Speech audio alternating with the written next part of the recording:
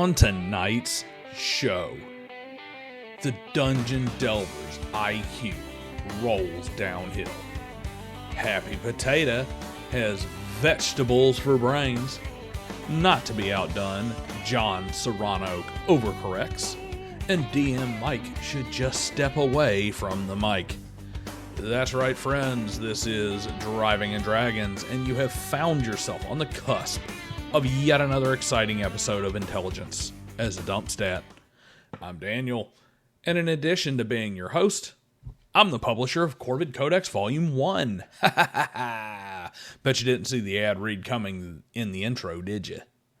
Look, my guys and I wrote Corvid Codex for you, for the gamers desperate for a return to the old ways, looking for tales of humble heroes and high adventure.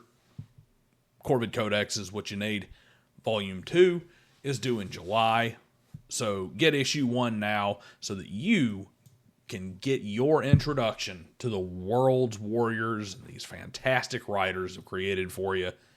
Link is above, as well as in the description. While you're here, do all the YouTube stuff. Like, share, sub, hype, comment, please the algorithm. My members get every video except Intelligence as a Dump Stat early, and my patrons, they get to have a vote on what I do on channel projects. So enough of that stuff. Let's mock people about their opinions on make-believe until they force us to rejoin the hunt for BC headache powder. Bill the Dungeon Delver is almost universally liked in the TTRPG space. He is the leading authority on AD&D, and he is typically welcoming to anyone who hasn't done something to warrant being made unwelcome. However, he is also one of those Gygax leg humpers that I mentioned in yesterday's D&D Editions ranked video, which is exactly why he is here. AD&D was peak, and it was all downhill from there, which of course is why we are still arguing about its rules. Because peak means ambiguous rambling instead of concise language in a rulebook. Because rulebooks are there for you to vomit your thesaurus out and show everyone that you know how to effectively elocute your voluminous knowledge and expansive understanding of multisyllabic parlance rather than to deliver rules of your game in terms that broker no oppositional discourse.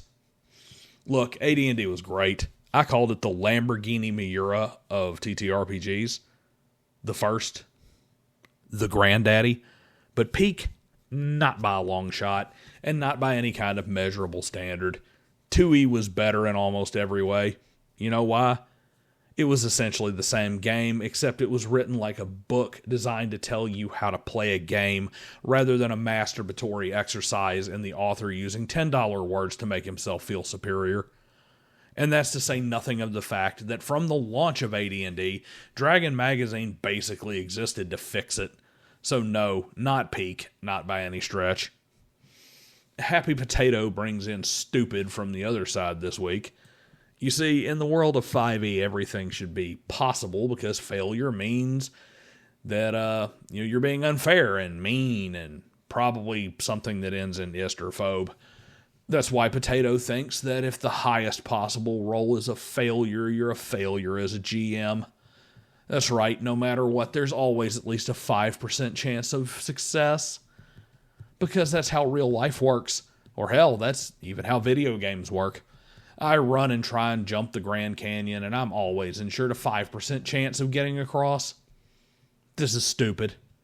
If your world always ensures a chance of success, then why bother having failure at all? You know what means you were a failure as a GM? Not being able to tell your players, it doesn't matter what you roll. That isn't possible. Not to be outdone, John Cyrano overcorrected. He replied with, lots of DMs say, well, if it's impossible, don't let them roll. And this means the DM has decided what each character is capable of. Auto-success or failure flattens out the differences between each character. Yeah, no it doesn't. This piece of stupidity assumes that the DM is making this call based on something that is in the realm of possibility or is only impossible for one character. No.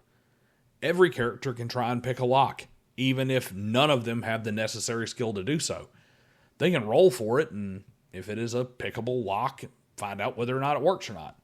However, no, you can't pick the lock is not somehow determining the limit of the player's ability. It is stating that the lock itself is something that can't be picked. Maybe it's a case of the lock-picking expert sees it and sees that it has fail-safes that make picking it successfully something that makes success irrelevant. Or maybe it's a lock that is just a steel plate on the outside and thus can't be picked because there's no way to access the mechanism in order to pick it. It doesn't matter your abilities. The lock prevents the attempt. This is simply idiotic. When a DM tells a player, no, it isn't possible, he isn't making arbitrary decisions. He's speaking as that character's common sense. When I look at the Grand Canyon, I can tell you jumping it is impossible without attempting it. Last we come to DM Mike. Now, I have never seen old Mike's posts before, and I can see now that I'm better off for it. You see, he's fascinated by how people in the OSR complained about the situation around the OGL being an attempt by Wizards of the Coast to squeeze smaller publishers and grift them. However, he never saw them griping about how TSR printed maps in blue ink to prevent photocopying. Now, I'm not sure how long old DM Mike has actually been playing, but he has certainly had his head up his ass to the point he wasn't capable of paying attention if he was around in the TSR days. The derisive expression, "they sue regularly" is what TSR means, didn't crop up recently, dude. That's not something that came out recently. That's not something that we just started saying in the WotC days. That's literally what they said about them in the 90s and 80s. Nor did it come about because these OSR types were fond of TSR business practices regarding IP. Hell, the intelligent OSR crowd often counters bro-SR stupidity regarding AD&D being intended to eliminate Rule 0 in favor of Raw by pointing out that the only Gygax quotes regarding playing that way were part of his legal strategy when he tried to sue Dave Arneson out of his legitimate rights regarding D&D.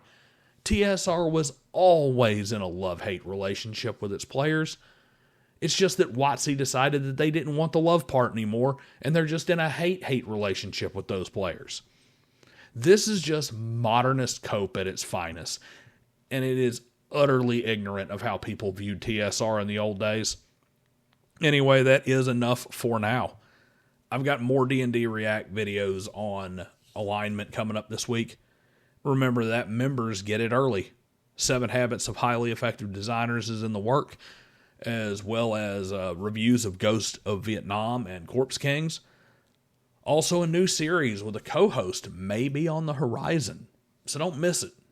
Have a good evening. I'll see you guys next time.